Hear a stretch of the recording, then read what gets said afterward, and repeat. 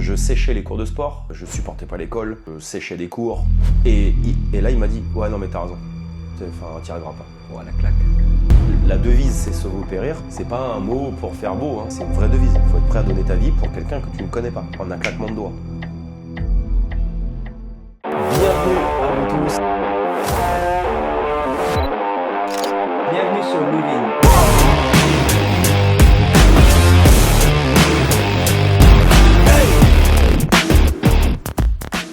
Bonjour à tous et bienvenue sur la chaîne Louvin. Aujourd'hui, on a un invité très spécial puisqu'on va parler tout simplement de mon ami et partenaire dans cette aventure, Lou.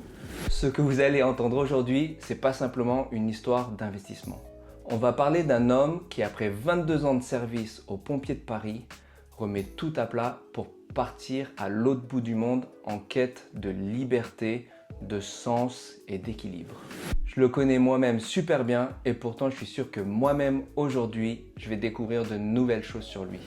Avant de lui laisser la parole, n'oubliez pas que vous pouvez écouter tous nos podcasts sur les différentes plateformes qui s'affichent à l'écran. Lou, mon ami, c'est parti. Comment tu vas? Comment tu te sens? Bah, ça va. Ce qui est bien, c'est que j'avais fait couler un café. Et avec les 50 prises qu'on vient de faire, mon café est presque terminé.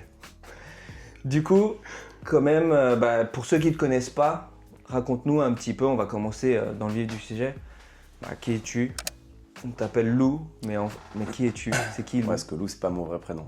Bah déjà, bonjour à tout le monde. Pour ceux qui ne me connaissent pas, effectivement, je m'appelle Aurélien. On me surnomme Lou, comme Vin l'a dit. Qui je suis? Alors, je vais essayer de faire court. J'ai 39 ans à l'heure où on tourne ce podcast. J'aurai bientôt 40 ans. J'aurai 40 ans en avril 2026. Ça arrive. Ça arrive vite.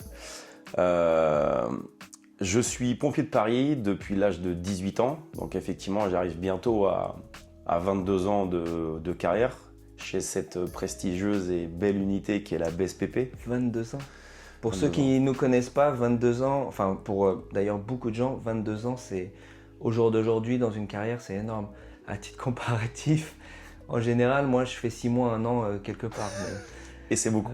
C'est beaucoup. Non, je rigole, j'exagère, mais 22 ans, c'est impressionnant. Après, c'est impressionnant en termes de temps, mais comme je le dis souvent, c'est pas un métier qu'on fait pour l'argent. Sinon, beaucoup de gens seraient pompiers. C'est vraiment quelque chose que vous avez en vous. On y reviendra, mais je l'ai fait par rapport aussi à ce que j'ai connu quand j'étais petit. Mon papa était pompier, il est à la retraite aujourd'hui. Donc, c'est vraiment une vocation. Et donc, au final, c'est un petit peu logique de faire une grande carrière, à moins de rentrer chez les pompiers et que ça ne vous plaise pas. Donc du coup, tu dirais histoire de famille? Enfin, pour mieux comprendre, t'es pompier parce que ton père est pompier ou comment?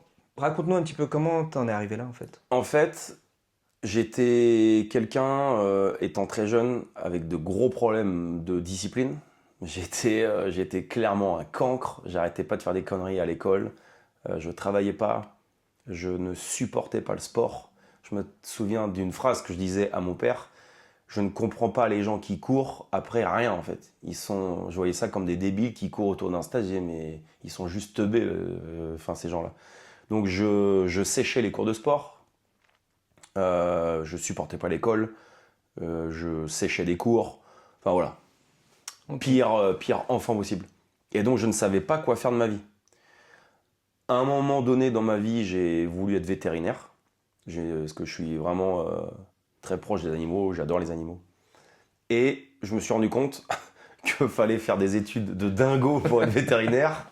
Et je me suis dit, ouais, là c'est chaud mec, faut telle note en mathématiques, une moyenne générale de dingue. Genre j'ai dit, c'est pas possible. Enfin, okay. C'est peut-être possible, mais j'en ai pas envie. Et un soir, mon père, il me dit, mais pourquoi tu ne deviens pas pompier de Paris? Et c'est parti de là, en fait. Juste pour comprendre, ton père, lui, à la base, à ce moment-là, il est encore pompier? Il est pompier de Paris ou pompier... parce que, très rapidement, sans aller trop en détail, pompier de Paris, c'est différent, on va dire, il y a un prestige ou différent... Alors, effectivement, il y a une différence entre pompier de Paris, c'est pompiers militaires, comme les pompiers de Marseille. C'est les deux seuls en France. Et après, c'est les pompiers professionnels. donc qui ne sont pas militaires, et les pompiers volontaires. C'est les trois, voilà, sans rentrer dans les détails. Ensuite, mon père, à ce moment-là, il avait déjà quitté les pompiers de Paris. On vivait à Laval, dans le 53. S'il y a des gens dans le 53, mais mettez un petit mot, ouais, petite dédicace dans les commentaires, les gens de la Mayenne. Et donc non, lui, il était pompier professionnel, mais il me parlait de la brigade de sapeurs-pompiers de Paris depuis très longtemps. Et il me dit, vas-y, deviens pompier de Paris. Et moi, ma première réaction, je dis, mais non, mais je peux pas. T'es fou. Je pourrais jamais faire ça. Ouais. Parce que je voyais les vidéos, etc., le niveau physique, mental et tout. Et lui, il me dit, mais moi, si j'ai réussi, tu peux le faire en fait. T'es pas plus con qu'un autre et il suffit de travailler. Et moi, je dis, non, mais j'y arriverai pas, c'est mort. Et là, il m'a dit, ouais, non, mais t'as raison. T'as raison en fait, ouais. Enfin, t'y arriveras pas. Oh, la claque. Et là, j'ai dit. C'est le mot qui t'a. Ah ouais, j'ai dit, ah ok. Tu vas voir. Le déclic. Et c'était parti. Là, je me suis mis à faire du sport et tout. Voilà. Là, t'as quel âge, juste pour comprendre la. J'avais 16 ans et demi, 17 ans. Ok. Et j'avais redoublé, donc j'étais en seconde, mais j'allais être majeur. Donc je pouvais commencer à prétendre à faire des tests, justement, pour les pompiers de Paris. Donc on va dire 1 an de préparation entre le moment où tu te dis Ouais. Mentalement Allez, ah vas-y. ouais, tu dis que je peux pas le faire. Ouais, Et c'est ça. Environ 1 an. Ouais. Environ 1 an, ouais. Ok. Ouais, 1 an. Et du coup, donc tu continues. Donc t'es dans quel état d'esprit à ce moment-là? Là, je suis dans un état d'esprit où j'ai vraiment pris conscience que j'avais envie de faire ça pour prouver à moi-même et à mon père que je vais le faire. Et il y a un deuxième truc qui s'est enclenché, c'est que quand j'ai commencé à en parler à l'école, que je voulais être pompier de Paris et que j'allais du coup quitter le lycée avant d'avoir le bac, parce que oui, je n'ai pas le bac, tout le monde m'a pris pour un malade. Ils m'ont dit, non mais mec, tu vas pas partir avant le bac et tout, pompier de Paris, machin. J'ai dit, je m'en fous. Moi, je pars. Et du coup, ça m'a mis dans un mood vraiment de genre, j'ai pas le droit de me gourer parce que si ça marche pas avec pompier de Paris, j'ai pas le bac, quoi. Et à ce moment-là, le bac, c'est pas comme aujourd'hui. Le bac, c'était vraiment un bagage. On n'est pas en train de dire qu'il faut pas passer son bac, hein. Ça peut être utile, mais il y a entre guillemets, on est en train de dire qu'il y a d'autres solutions, d'autres façons de réussir ou de faire autre chose dans la vie. Et moi, personnellement, et je pense que tu es d'accord avec moi, on trouve que le bac en France, là je parle pas du tout de l'importance du bac ou non, mais la pression derrière le bac, Complètement. elle est quand même, enfin moi en tout cas je la trouve complètement décorrélée à la réalité et aux besoins de complètement. du bac aujourd'hui. Ouais, c'est un papier qui, ok, tu l'as, mais c'est pas pour ça que tu es forcément compétent. Tu as parlé de quelque chose qui m'a fait tilt parce qu'aujourd'hui, très simplement, tu as parlé de discipline. Le mot, il a été fort quand tu l'as dit. Ouais. Tu as dit que tu n'étais pas du tout discipliné.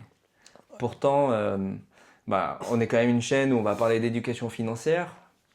Sans discipline, compliqué. Et militaire, sans discipline, pareil, très compliqué. Impossible, ouais. Donc, j'ai envie de parler juste de ce mot, très rapidement. Qu'est-ce qui t'évoque? Je vais te demander un petit peu même tes valeurs et je pense qu'il en fait partie. Mais justement, parle-nous de ce mot. Pour moi, la discipline, c'est un truc primordial dans la vie. Je parle pas que pour l'investissement, pas que pour le travail. Mais pour moi, sans discipline, tu peux rien faire dans la vie. Et une fois de plus, j'insiste, je parle pas de discipline militaire. Pour moi, discipline, c'est général. La discipline, ça va englober la discipline dans mon hygiène de vie, que ce soit alimentaire, que ce soit dans mes entraînements de sport, le fait de me lever le matin parce que j'ai quelque chose à faire. Et la discipline, c'est aussi des choses toutes simples. Je pars au travail, je nettoie ma tasse de café dans l'évier. Discipline. Alors que, je le sais, on a tous envie de se barrer et on se dit, la tasse de café, je la nettoierai le soir. Et en fait, cette discipline, elle est omniprésente dans ma vie. Et je me rends compte qu'à chaque fois que cette discipline, elle descend un petit peu bas d'un cran, les résultats directs, ils se font ressentir. Ils sont différents. Et une fois de plus, je ne parle pas que du business. Mais pour moi, c'est hyper important d'être discipliné. Et je trouve qu'aujourd'hui, on a énormément perdu dans cette société en discipline. Et la discipline est très importante. Et je la différencie vraiment, je la décorrèle de la motivation. C'est Mike Tyson qui disait ça. Mike Tyson, tu sais ce qu'il disait? Il disait, la discipline, c'est justement ce qui te fait faire ce que tu n'as pas envie de faire. Alors que la motivation, il faut être motivé pour... voilà. Aujourd'hui, je suis motivé, je pars courir. La discipline, c'est là la grosse différence. J'ai pas envie d'aller courir, mais j'y vais quand même. Exactement, parce que pourquoi? J'ai pas envie, mais je sais que je dois y aller. Et ben, la discipline, c'est exactement ça. J'ai pas envie de travailler aujourd'hui, je suis fatigué, mais je vais le faire parce que je dois le faire. Est-ce que, très rapidement, si tu donnais un conseil pour ceux qui n'ont pas cette discipline, mais de façon facile, qu'est-ce qu'on peut faire d'après toi pour... L'exemple de la tasse à café et l'exemple du lit. Il y a un livre qui existe, alors je ne sais plus le titre exact. On le mettra en commentaire. On le mettra. C'est faites votre lit tous les matins ou pourquoi il doit. Voilà, c'est un truc comme ça. Et c'est vraiment ça en fait. Commencer par des choses toutes simples. Nettoyer sa tasse le matin, nettoyer son bol, faire son lit avant de partir au travail. Ça vous met dans un bon mood pour la journée et de faire les choses. De pas en fait remettre les choses à plus tard. Ça commence par ça la discipline. Des petites choses. Est-ce que tu le lies à la routine ou pas forcément? Ouais, je le lis quand même à la routine, mais ma routine, elle est plus dans ma manière de m'organiser. En fait, je dis plus que c'est une organisation. Routine, j'ai l'impression que des fois, c'est un peu trop voilà, ouais, je fais ça, ça, ça, ça. Un peu en mode chiant. Ok. Pour moi, c'est plus, voilà, je fais les choses de manière organisée. Juste avant de partir sur notre prochain sujet, Mm. j'ai envie de clôturer quand même la partie pompier parce que c'est quand même, on a dit, 22 ans de ta carrière. Qu'est-ce que ce métier, en fait, il t'a apporté? Qu'est-ce que, humainement, mentalement, même physiquement, parce que 40 piges, hein, Ouais, bientôt 40. Ouais. plutôt en bonne forme.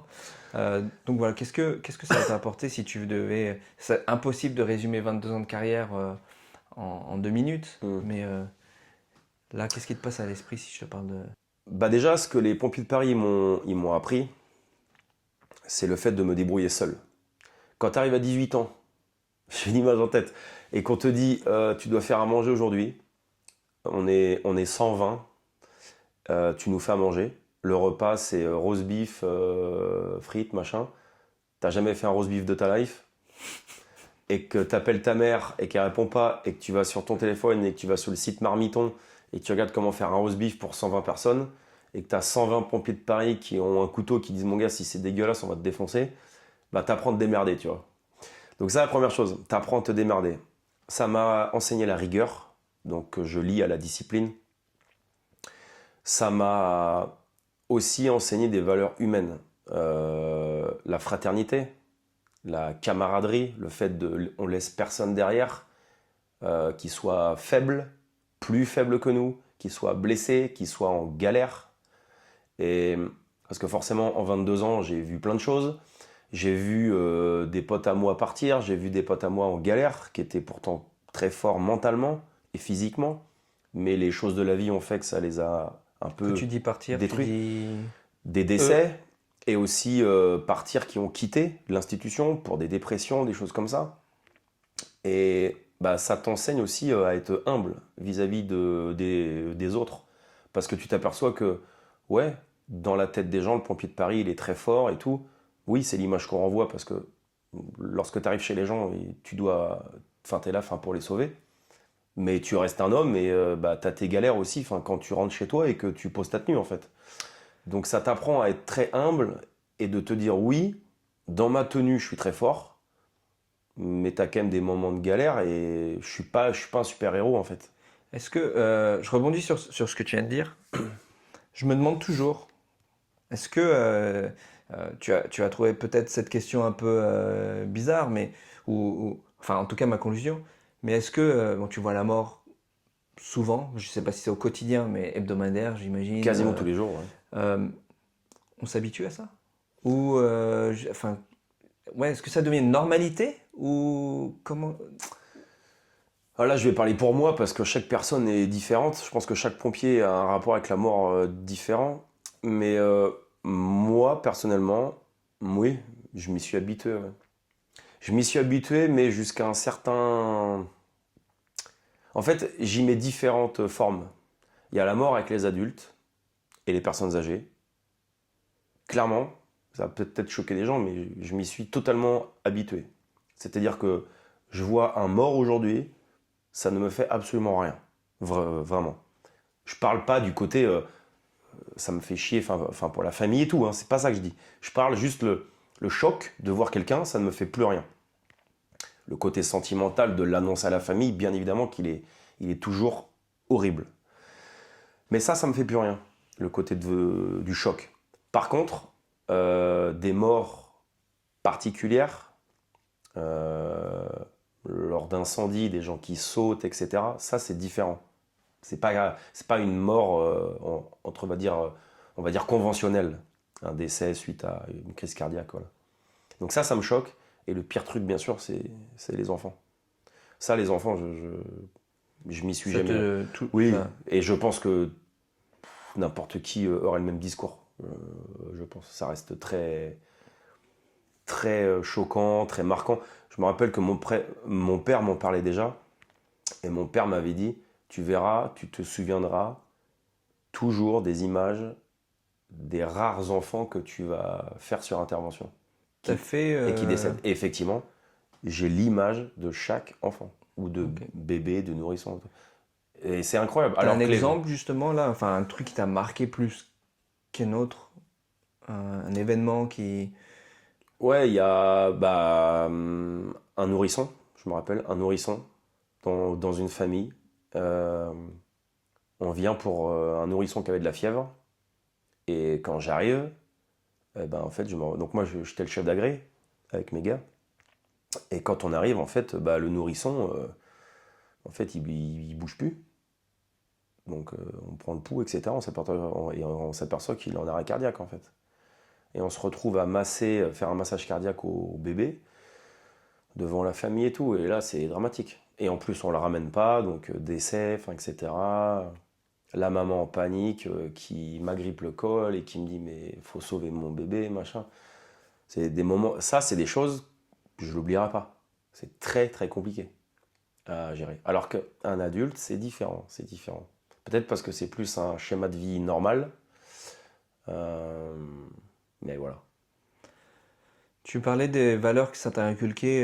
Est-ce que les pompiers t'ont inculqué des valeurs ou est-ce que c'est des valeurs que tu dois avoir pour devenir pompier? Je pense que c'est... Et d'ailleurs, pardon, excuse-moi. Et d'ailleurs, je sais que les valeurs sont importantes pour toi personnellement. On en profite justement pour demander quelles sont justement tes valeurs. Donc il y a deux questions là. Moi je pense que pour être pompier, il faut déjà des valeurs. Comme j'ai dit, tu ne fais pas pompier pour l'argent, tu le fais pour aider les gens. Si tu n'as pas un grand cœur pour vouloir aider les gens, c'est mort. Parce que tu vas faire ça 1 ou 2 ans, et on le voit, hein, on a des jeunes qui arrivent et qui ne restent pas, parce qu'ils n'ont pas cette mentalité, ces valeurs. Donc il faut avoir des valeurs pour le don de soi.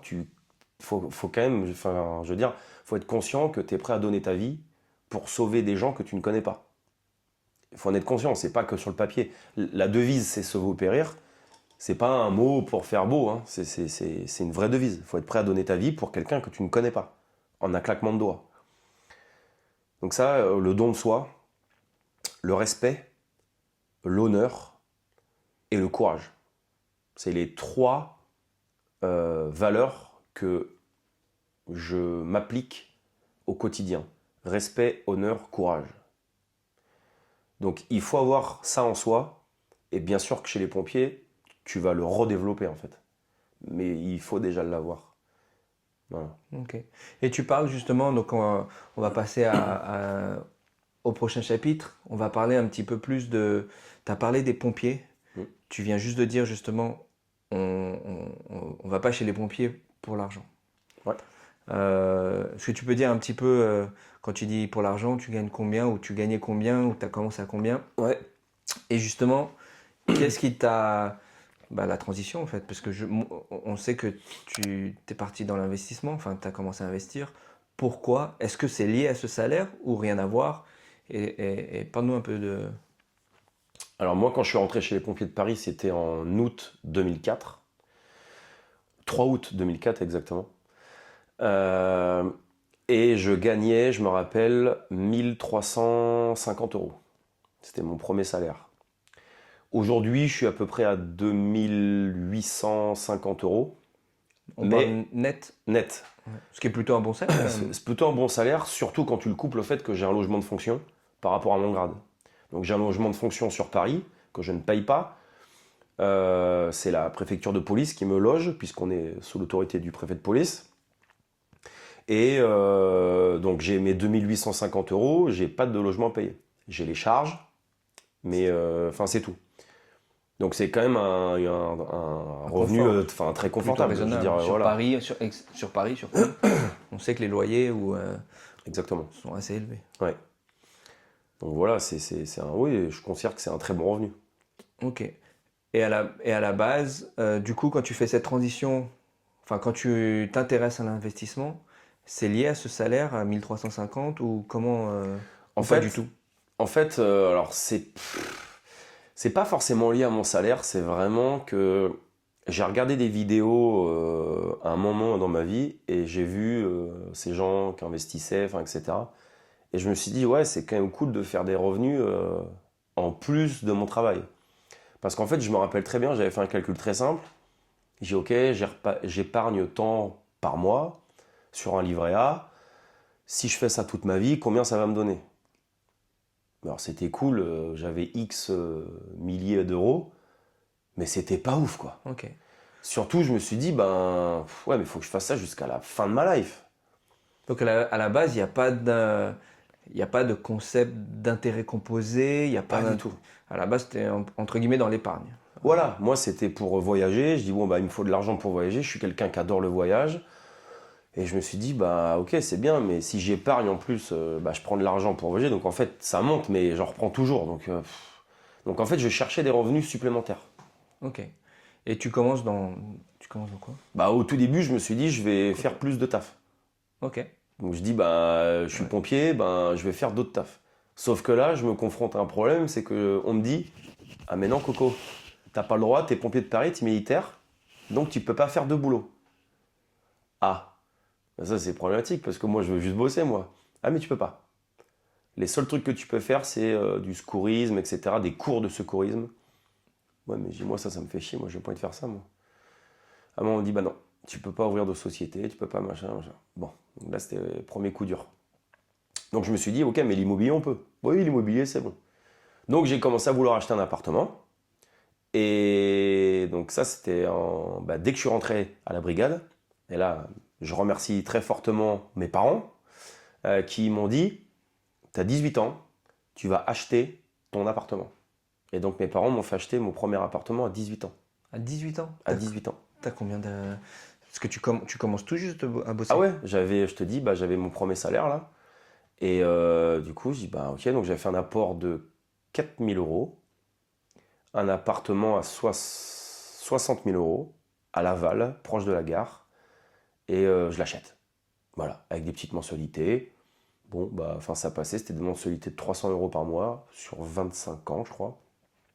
Moi, ça me faisait chier complètement, je dis, ok, je perds mon temps. Bon, au final, j'étais très content qu'il m'ait fait acheter ça.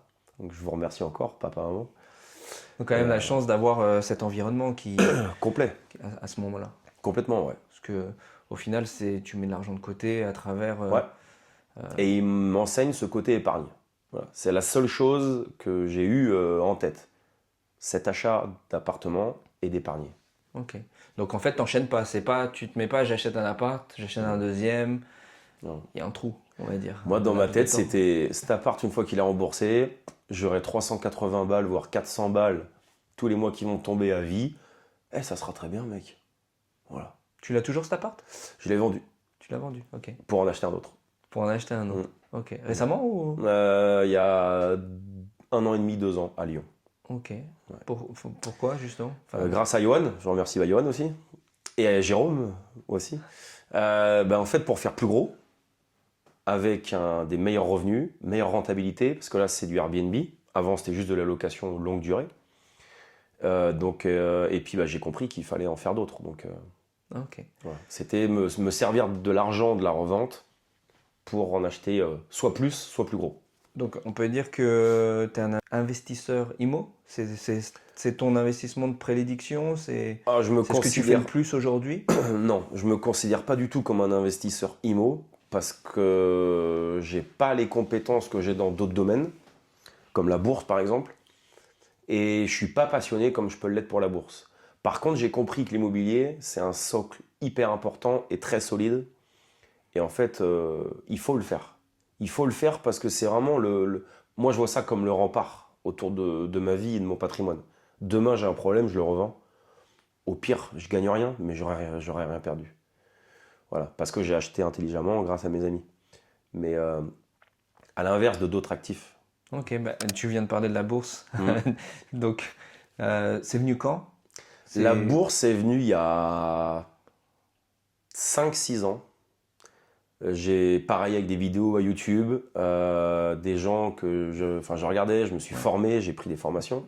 pourquoi? Enfin, qu'est-ce qui t'a... Parce que là, tu parles des vidéos, mais donc ça veut dire Ouais. que déjà en tête, tu as cette envie, mais qu'est-ce qui te fait avoir l'envie de regarder ces vidéos sur la bourse? Et En, f- pourquoi la bourse? en fait, ce que j'aime avec la bourse, ce qui m'a tapé vraiment dans l'œil au début, c'est ce côté achat-revente. Hop, t'achètes des actions, paf, tu les vends. Alors que l'immobilier, on le sait, c'est t'achètes, Long même terme, si tu veux la plupart revendre. du temps. Enfin, Voilà, il y a pas forcément, mais l'achat immobilier de base, l'investissement immobilier de base, ça reste quand même pour... bah, y a des papiers, voilà, tu du revends long pas terme. en 2 jours, quoi. Là, c'était, bah, j'achète une action, je la revends 3 heures après, si je veux. Et je kiffais un peu ce truc de paf, paf, paf, très, très, très liquide, on dit. Donc ça, j'aimais. Et aussi, j'aimais ce côté investir sur des choses que je connais et que j'utilise. Bah, typiquement, j'ai mon téléphone dans ma poche, Apple. J'y ouais, j'ai tout Apple chez moi, j'ai pas une seule action Apple. Mais je trouvais ça dommage en fait. Donc je commande sur Amazon, mais j'ai pas d'action Amazon. Je regarde Netflix, mais enfin, j'achète pas d'action Netflix. Donc je trouvais ça un petit peu dommage et j'aimais acheter des actions, des choses que je consommais au jour le jour. Ok, donc tu t'auto-formes sur YouTube. Ouais, je m'auto-forme au tout début sur YouTube. Après, je vois que bon, je suis arrivé à un point où il faut que j'ai un petit peu plus. Et du coup, bah, je prends des formations. Alors, je prends des formations au tout début avec Yann Darwin, que je pense que beaucoup de gens connaissent. Je me forme avec lui, j'aime bien les formations, j'aime bien le concept, en plus ancien pompier, enfin et tout. Et je comprends que effectivement, bah oui, prendre des formations, c'est quand même bien pour aller derrière le contenu gratuit. Je pense que le contenu gratuit, il est vraiment important parce qu'il te donne une grosse base déjà voir enfin, si ça te plaît. Et si tu veux pousser plus, bah, tu prends des formations. Aujourd'hui, des formations, il en existe plein. Bon, il y a les nôtres, enfin, forcément, mais voilà. Succès immédiat ou pas, la bourse? Non, au- c'est mitigé en fait. J'ai des choses où je réussis tout de suite. Je gagne pas mal d'argent enfin, sur ce que je mets, en sachant que je mets pas des gros tickets, hein. Je mets quoi, 2 000 euros, 3 000 euros par-ci par-là. Donc c'est, on parle pas de grosses sommes. Il y en a, je fais des erreurs, c'est-à-dire que bah, j'achète des actions de petites startups, je me dis ouais ça c'est le prochain Uber qui va faire un x50 et tout. Bon au final l'action elle a juste disparu parce qu'en fait la boîte elle a coulé, hein. Donc là bah, j'ai tout perdu. Et puis bah, il y en a d'autres où je comprends qu'effectivement ça va pas faire un x50 mais par contre l'action elle fait que monter. Je parlais tout à l'heure d'Amazon, Google, enfin, des trucs comme ça.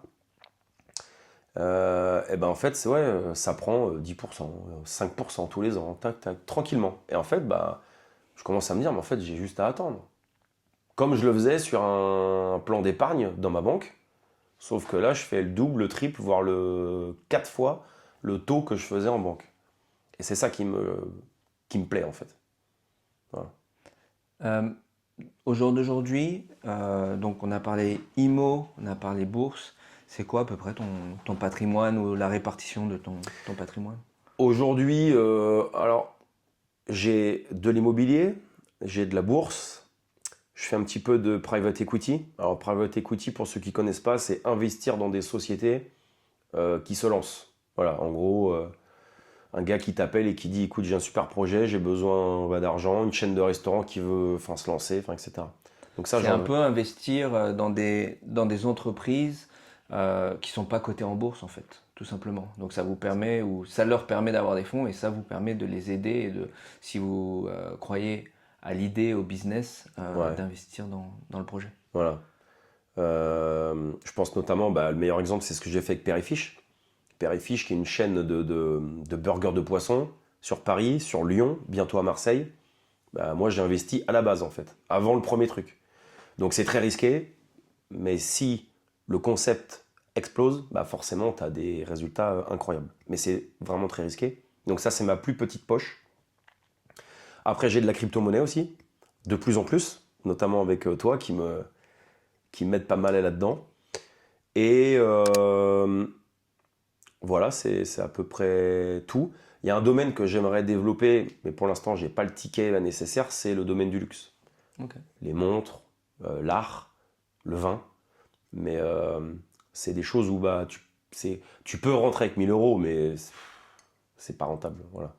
Donc je dirais la grosse partie en termes de chiffres, c'est l'immobilier. La bourse en deuxième. La crypto en troisième. Et en quatrième, le private equity. En pourcentage à peu près, tu peux à peu près. Je dirais 60% immobilier, 25% bourse et 10 et 5, un truc comme ça. Okay. Je crois qu'on est à 100. On en reparlera sûrement, on n'aura pas le temps d'en parler aujourd'hui, mais même en IMO, tes investissements IMO, c'est pas les mêmes. C'est pas les mêmes types d'investissements. J'ai de l'immobilier en nom propre et j'ai aussi ouvert une SCI, donc une société immobilière, avec des associés à moi, Jérôme et Timbo. Peut-être que vous avez déjà vu le podcast ou que vous le verrez plus tard. Effectivement, c'est un autre montage financier qui nous a permis d'acheter un immeuble que je n'aurais pas pu acheter moi-même en fait. C'est quoi ton objectif au jour d'aujourd'hui? Ce que tu disais à la base, tu achètes à Laval ton premier appart parce qu'on te dit de l'acheter presque. On te force à l'acheter, je dirais même. Ah oui, on m'a clairement forcé, oui. Au jour d'aujourd'hui, t'épargnes, t'investis, c'est quoi l'objectif? Mon objectif, c'est faire de l'argent, très clairement, parce que j'ai pas de tabou avec ça, mais pas faire de l'argent pour faire de l'argent. C'est-à-dire que moi, j'ai des objectifs de vie qui sont très simples, que je conçois, en tout cas à mes yeux, que je vois très simple. C'est-à-dire que pour moi, la liberté, c'est d'être libre au quotidien, mais dans la nature. Okay. Moi, je suis quelqu'un qui suis passionné par la nature et la pêche. Moi, mon avenir, je le vois les pieds dans l'eau, en train de pêcher, avoir de l'argent suffisamment pour inviter ma famille, mes vrais amis, profiter du bon temps, les faire venir 1 semaine, 1 mois, les faire kiffer, on pêche ensemble, on va faire des voyages ensemble, j'invite mon frère, j'offre des cadeaux, des voyages à mon frère, à mes parents, etc. Pour moi, la vraie richesse, elle est là. Et j'ai pas besoin d'être millionnaire. Si je le suis, je vais clairement pas cracher dessus, mais ce que je veux dire, c'est que je n'ai pas des objectifs irréels et surtout pas matériels. Voilà. Compatible avec la vie de militaire ? Alors, c'est compatible avec la vie de militaire. Je prends l'exemple de personnes qui voudraient faire de la bourse, faire de l'immobilier. C'est tout à fait possible, mais jusqu'à un certain niveau. Je parle pour la finance. Hein. Par contre, le côté liberté, pour moi, il n'est pas compatible avec le militaire. Parce que justement, je ne peux pas dire ce que je pense, je ne peux pas dire ce que je veux, je ne peux pas faire ce que je veux. J'en ai d'ailleurs beaucoup payé les frais durant ma carrière. On dit qu'un bon militaire est un militaire puni. Croyez-moi, je dois être un très bon militaire. Donc, voilà, en termes de liberté, pour moi, c'est pas possible, sur du long terme en tout cas. C'est pour ça que je quitte l'armée. Par contre, faire de l'argent et développer du patrimoine en étant militaire, je trouve que c'est un très gros avantage. Je reviens sur ce que je t'ai dit au début. Je gagne 2850 balles par mois, j'ai un logement de fonction. Ben, je suis quand même dans un setup super friendly. Oui, t'es privilégié, on dirait même. Ah oui. Donc, en fait, il faut profiter de cette période de militaire pour justement développer de la richesse et du patrimoine. Mais au bout d'un moment, la liberté mentale, ça, par contre, Voilà, l'armée, ça restera la fin l'armée. Donc tu viens de dire que tu quittes les pompiers, tu quittes l'armée? Ouais, je quitte les pompiers de Paris en février 2026. Donc là, on est en août 2025. Ouais. Donc ça arrive bientôt? Ça arrive bientôt. Je commence un petit peu à réaliser tout doucement. Je commence un petit peu à flipper. Mais... T'as peur? Ouais. Donc t'as un petit peu. J'ai pas peur. Je suis plus excité que apeuré. Enfin, tu me connais. Je suis un peu. Pour me faire peur, faut quand même y aller. J'aime le challenge, j'aime le défi. Donc non, je suis plus saucé par ce truc. Mais bien sûr que j'ai quand même des craintes. Et je pense qu'il faut en avoir. D'avoir un petit peu de crainte, justement, de ne pas être une tête brûlée, comme je dis souvent. Tu vas faire quoi du coup? Du coup, je pars vivre en Thaïlande, à Bangkok. Voilà, je plaque tout, je quitte mon pays, je quitte ma famille, je quitte mes amis, tous mes repères et tout. Okay. Pourquoi Bangkok? Pourquoi la Thaïlande? En fait, j'adore l'Asie. Ouais. L'Asie, ça me fait kiffer. J'adore leur culture. Il vient de le dire, il m'aime. Voilà, je l'aime pour ça aussi, ouais. C'est vrai que je l'aime pour ça, ouais. Non, j'aime la culture, j'aime le climat, j'aime la sécurité. Je trouve que c'est quelque chose que je me rends compte dans mon métier. On a beaucoup de problèmes de sécurité en France, et notamment dans les grandes villes. La nourriture, j'adore la gastronomie asiatique. Et le pouvoir d'achat. Pouvoir d'achat qui est décuplé pour un Européen, un occidental, pour les Occidentaux. Ouais, incroyable. Et surtout, ma carrière chez les pompiers de Paris me permet de partir avec quelque chose qui n'est pas négligeable, c'est-à-dire une pension militaire. Que je partirai avec une pension de 1 200 € à vie garantie, donc en rapport avec mes années de service et mon grade, puisque je serai adjudant. Donc tu pars à Bangkok, pareil, je te repose cette même question, mais l'objectif, donc liberté. Ouais. Autre chose, D'ailleurs, t'as déjà vécu à l'étranger? Non, jamais. C'est la première fois que je vais quitter la France. Ok. C'est une envie que tu as depuis longtemps? Ouais, un peu à cause de toi. Ouais. Ou grâce à toi. Je sais pas quel mot je dois employer. Grâce, à cause, je sais pas trop. Non, en fait, depuis tout petit, j'ai quand même, comme mon frère, parce que j'ai un frère qui a 3 ans de moins que moi. Pompier aussi. Ouais, qui est pompier de Paris aussi. Qui veut aussi venir à Bangkok. Ouais, dédicace. Dédicace au frangin. On a ça en tête depuis très longtemps. Mais on ne savait pas trop comment le réaliser, ni comment le provoquer. Et il y a plusieurs événements dans ma carrière, ça serait trop long de revenir sur ça, et dans ma vie aussi, personnelle, qui m'ont fait comprendre qu'en fait, il fallait le faire. Et toi, tu as clairement été le gars qui m'a dit « Vas-y Aurélien, fais-le ». Parce que toi, tu as toujours vécu ça en fait. Moi, ça fait 20 ans que je vis plus en France en permanence. Je rentre souvent, hein. Je travaille en France essentiellement. Mais moi, je me rappelle ce que je t'avais dit, c'est tu le feras pas, tu vas regretter. Voilà. Au moins une fois. En fait, ce que je t'avais dit très clairement, je t'avais pas dit de partir à Bangkok à vie, ouais. Mais je t'avais dit au moins fais 3 mois, 6 mois. Si tu dois revenir, tu reviens. C'est ça. Mais il faut le faire au moins une fois dans ta vie. Et tu m'as dit autre chose. Tu m'as dit, par contre, le jour où tu pars, tu voudras plus revenir. Ouais. Donc ça, je peux pas encore le dire parce que je suis pas encore parti. Ça, c'est tu verras. Il y a des gens qui reviennent, il y a des gens qui partent, il y a des gens qui reviennent. Il y en a qui des personnes que moi je connais ne reviennent pas. Mais oui, ça c'est expérience. C'est lié à la liberté aussi. Ça va l'ouverture d'esprit à plein de choses. Et ça va je pense que tu vas kiffer.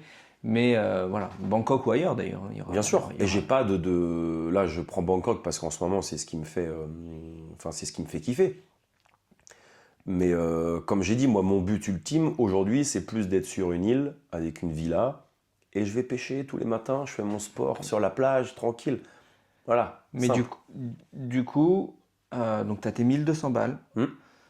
Est-ce que tu as d'autres revenus passifs ou pas encore? Ou justement, c'est pas l'objectif? Alors, tous les revenus, c'est de les mettre en investissement pour... Ouais. J'ai mes revenus dans ma SCI avec mes associés. Mais du coup, l'argent reste dans la société, donc on n'y touche pas. On aura, j'espère, notre business tous les deux qui fonctionne. Mais c'est pareil, cette trésorerie restera dans la société puisqu'on veut réinvestir. Donc pour l'instant, tu vois que ça fait des revenus, mais moi, c'est transparent. J'ai mes revenus immobiliers à titre personnel, notamment l'appartement à Lyon.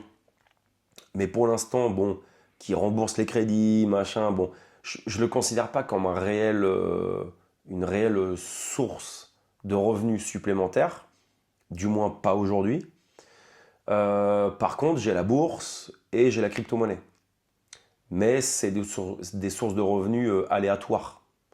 On sait très bien qu'il peut y avoir des événements dans le monde. Un je bonus, pense en fait, tu le considères. Voilà, c'est plus des bonus. Voilà. Un bonus qui, on le dit aussi, parfois est un bonus négatif. Puisque Complètement. ça nous est arrivé. Oui. On en parlera sur. Je ne Oui. sais pas si on en parlera sûrement pas aujourd'hui, mais sur d'autres podcasts.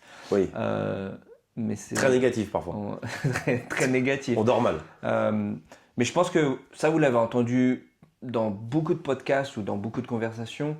Je pense que quand vous commencez à investir, il y a forcément une des meilleures méthodes pour apprendre. Malheureusement ou heureusement, c'est à travers l'échec, c'est à travers un petit peu. C'est dans le dur. Dans le dur. Ce qu'on appelle chez les pompiers, tu vas apprendre dans le dur. Nous, on appelle ça l'apprentissage par l'échec chez les pompiers. Voilà. Dernière question sur ta transition à Bangkok. Qu'est-ce que tu penses y trouver que tu ne trouves plus ici? C'est vraiment ce que je t'ai dit tout à l'heure. Là, c'est sécurité. La sécurité en numéro 1, très clairement, qui me fait vraiment de la peine aujourd'hui dans ce que je vois en France. Je trouve qu'il y a un gros problème d'insécurité. Et je pense qu'on aura l'occasion d'en reparler aussi de ça. Tu m'avais dit que ça te choquait. Vous, les pompiers, vous sortez, vous allez aider et parfois vous vous faites attaquer. Ouais, c'est ça. Ça t'avait un peu... Moi, le meilleur exemple en date, c'est les images de la finale PSG, en fait, pour la Champions League. Les images que vous voyez en ce moment même à l'écran. Moi, de voir ça aujourd'hui, ça me révolte. Ça m'attriste, en fait, de voir. Voilà. Donc, je suis conscient que ce n'est pas toute la France qui est comme ça. Cependant, je suis aussi conscient que c'est des choses que je ne voyais pas quand je suis rentré chez les pompiers de Paris. Et surtout, j'ai vu cette augmentation de la violence et de l'insécurité. Et aujourd'hui, je ne vois pas comment ce problème peut être réglé. Je parle, encore une fois, à l'heure d'aujourd'hui et avec mon vécu. Parce que des gens ne comprennent pas mes propos, mais ces gens n'ont pas vécu ce que j'ai vécu. J'ai vu des choses que la plupart des gens ne verront jamais. Le meilleur exemple, c'est les attentats. Il y a une différence entre voir les attentats à la télé et voir les attentats quand t'es pompier, tu vois. Donc, j'ai vu des choses et je ne suis plus en phase avec ça. Et à la brigade, tu me parlais tout à l'heure des valeurs qu'on t'enseigne. Quand je suis rentré à la brigade à 18 ans, en 2004, on m'a dit, la brigade, tu l'aimes ou tu la quittes. Tout comme la France. Et aujourd'hui, je n'aime plus la sécurité et la gestion de la France telle qu'elle est faite aujourd'hui. Mais j'aime la France qui est la France, en fait. C'est-à-dire sa gastronomie, les paysages, les villes. Voilà, c'est incroyable. Mais je n'aime plus l'image qui est renvoyée par la France dans sa sécurité. Et du coup, je ne me sens plus bien, je n'aime plus ça, je pars. C'est les choses qu'on m'a enseignées. Plutôt que de rester, de me plaindre, de critiquer, oui, mais au final, tu restes. Donc, c'est que le pain, il est quand même pas si mauvais que ça. Et je veux pas devenir cette personne qui critique son pays, mais au final, qui est bien content de prendre son salaire et puis sa retraite. Donc, je préfère partir, c'est à moi de partir. Tu vas tester et tu verras. Exactement. Si ça se trouve... Je reviendrai. Parce que peut-être que l'image que je me fais de la Thaïlande, peut-être que... Mais tu veux voir par toi-même, en gros. Exactement.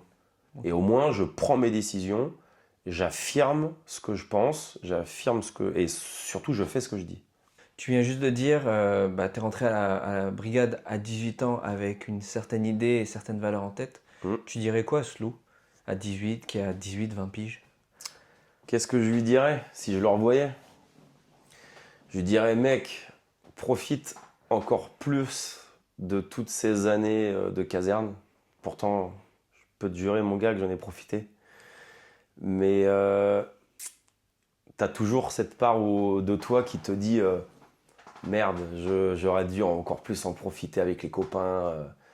Tu y arrives encore? C'est pas trop dur parce que moi j'ai des fois tu m'appelles le matin. Ouais. C'est quand même Aujourd'hui, plus ça devient un peu plus dur de faire des soirées avec les copains, je vous le cache pas. La dernière soirée, c'était le pot de départ d'un ami à moi, Sébastien, si tu regardes le podcast. Merci, mais pas merci. C'était dur d'aller bosser le lendemain matin.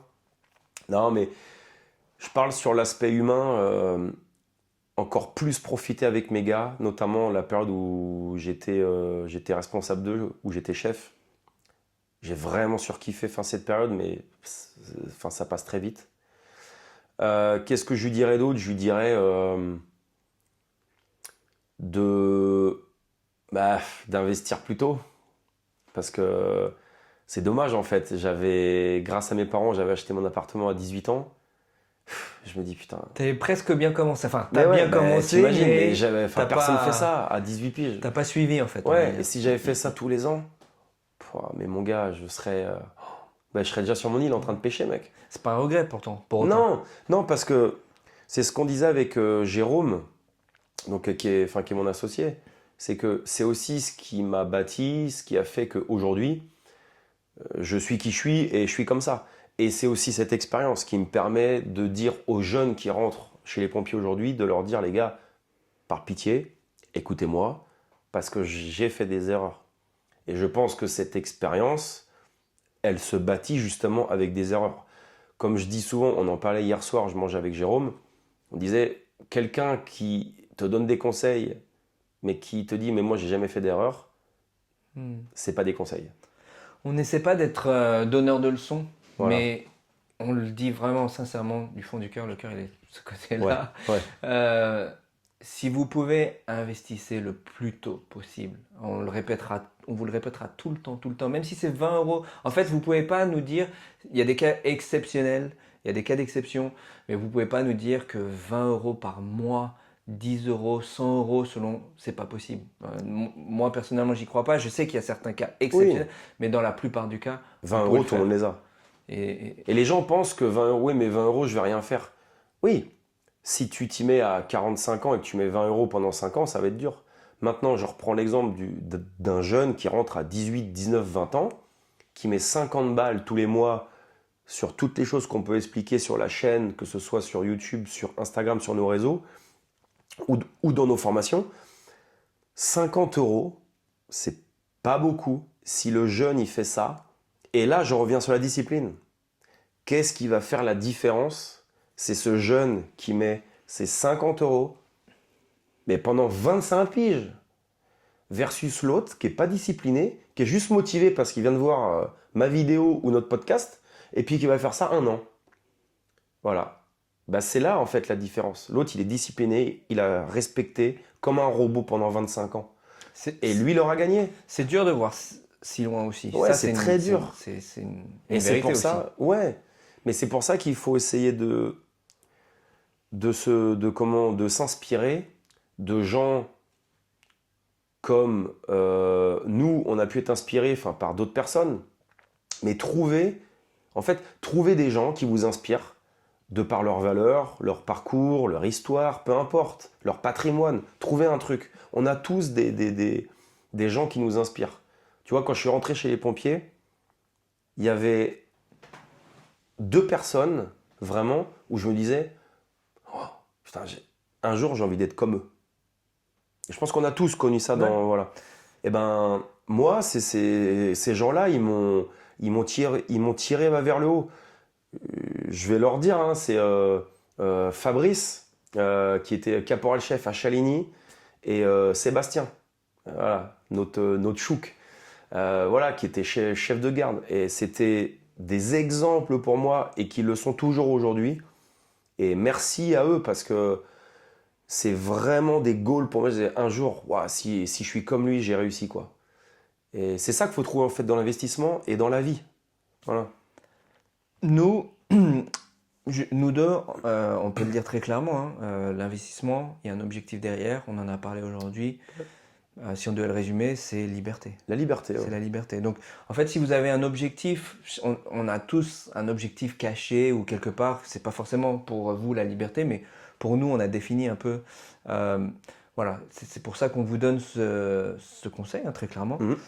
Si vous avez l'opportunité, et même pas l'opportunité, mais simplement faites-le. C'est vraiment quelque chose qui vous changera la vie.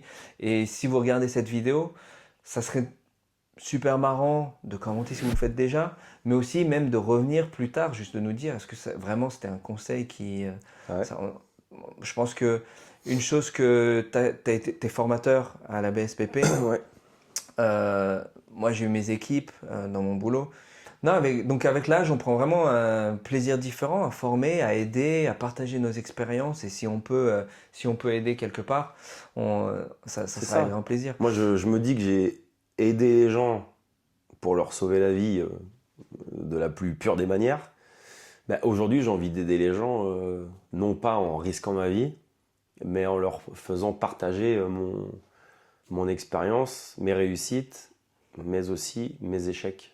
Un côté, en fait, un peu inspiré, si on peut donner ne serait-ce qu'un petit peu d'inspiration à quelqu'un qui a cette envie de faire quelque chose, mais qui n'a pas encore passé le pas, en fait, sauter le pas. Bien sûr. On espère qu'avec notre chaîne, avec nos vidéos, nos contenus, donc on a parlé de plein de choses, on pourrait débattre et discuter pendant des heures et des heures. Si tu devais donner un conseil, à quelqu'un, à notre audience, à ceux qui nous suivent aujourd'hui, quel serait-il? J'en ai un seul, mais qui pour moi résume tout ce que je pense de la vie et surtout qui résume aussi ma carrière chez les pompiers de Paris. C'est simple, et ça je vais le dire et je vais l'écrire sur les écrans, c'est l'action tue la peur. C'est le meilleur truc que on ait pu m'enseigner et que j'ai mis du temps à comprendre. Ça paraît simple, mais c'est tellement la base de tout en fait. Vous avez peur de quelque chose? Faites-le. 99% des cas, pour pas dire 100%, vous allez dire mais en fait, c'est tout? C'était juste ça? Ok, vas-y. Ah, mais je kiffe. Voilà. L'action tue la peur. Vous avez peur? Faites-le. Et vous n'aurez plus peur. Voilà. Et dans tout. Sport, expérience de vie, investissement, les couples, les relations. Voilà. Incroyable. Et en plus, ça va vous donner de l'adrénaline. Ça va vous faire progresser. Vous allez monter en compétences. Et surtout, vous allez faire plein de choses que les gens n'osent pas faire. Et donc, vous allez sortir du lot. L'action tue la peur. Merci Lou d'avoir partagé ton expérience à cœur ouvert. Hein. J'espère que tu as pris du plaisir aussi à partager, parce que souvent tu es de l'autre côté, justement. Ouais. Ce podcast, il n'est pas là pour vous vendre du rêve, c'est juste pour vous montrer que même après 22 ans de carrière, si on peut vous inspirer ou vous aider à sauter le pas, faites-le, que ça soit un projet de vie, partir à l'étranger, lancer votre boîte dans l'entrepreneuriat, ou peu importe le projet, faites-le. Lou vient de le dire, la peur, c'est normal, mais on s'en sert comme essence. Exactement. Il faut avoir peur. Il faut avoir peur. Ça montre que vous êtes humain. Et encore une fois, si cet épisode vous a touché, merci de liker cette vidéo, liker la vidéo pour Lou et de vous abonner à notre chaîne. On fera encore plus de contenu et on essaiera de partager encore plus de projets et d'idées inspirantes. Et puis on a d'autres vidéos qui seront un peu plus détaillées sur le type d'investissement qu'on fait également, des sujets passionnants. Et passer à l'action, parce que la liberté commence simplement avec une prise de conscience. Merci Lou, je te laisse le mot de la fin. Merci à toi Vin, effectivement c'est plaisant parce que d'habitude je suis toujours en face, donc c'est bien de se prêter à ce petit jeu. Et le mot de la fin, ça sera très, très simple, c'est un petit adage, un petit dicton, c'est « Nul ne peut prétendre donner de bons conseils s'il ne donne pas l'exemple ». Merci poto. Somebody help me, yeah. Somebody help me get over it. Somebody help me. Somebody help me get over it. Somebody help me.